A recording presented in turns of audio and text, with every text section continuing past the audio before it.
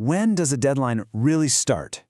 It's a question that sounds simple, but it can cause huge headaches, especially when it comes to property management disputes. So today, we're going to zero in on one tiny but super important rule from Malaysia's Strata Management Regulations that's designed to answer that exact question and make sure everything is fair.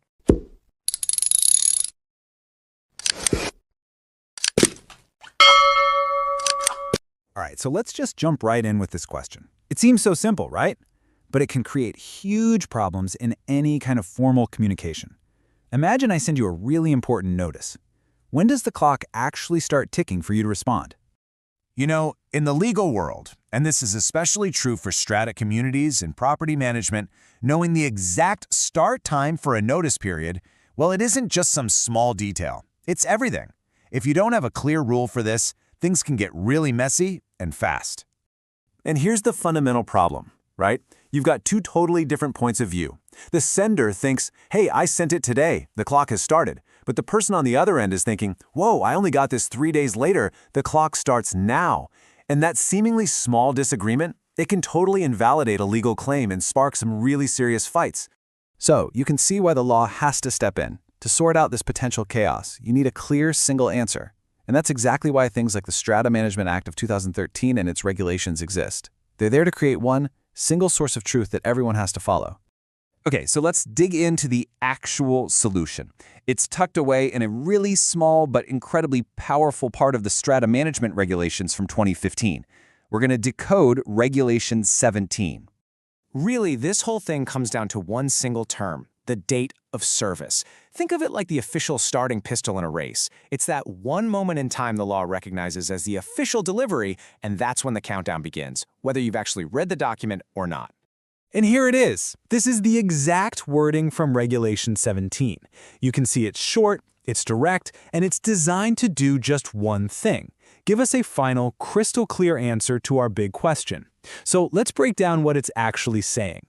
Okay, so the first part here, Subregulation 1, it kind of lays the groundwork. It basically says the date of service is whatever day the document was served properly. And properly just means following the rules set out in the regulation right before this one, Regulation 16. It's the foundation. But it's the second part that delivers the real knockout punch to any confusion. I mean, look, it literally says, for the avoidance of doubt. The lawmakers wanted to make this foolproof. And it zeroes in on the most common scenario of all, sending something through the post.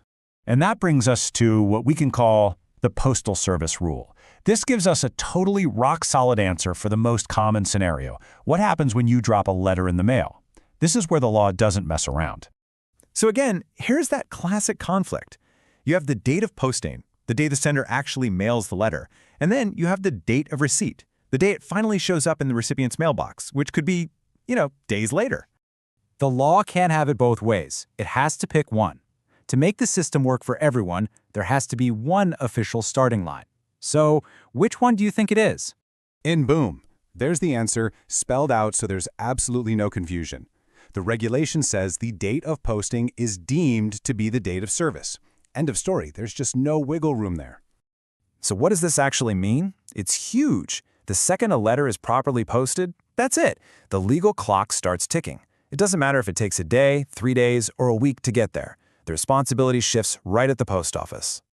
Now, I know this might sound like we're getting lost in the weeds with some tiny technical detail, but the impact of a simple, clear-cut rule like this, it's massive. It's honestly one of the cornerstones of making the whole administrative process fair.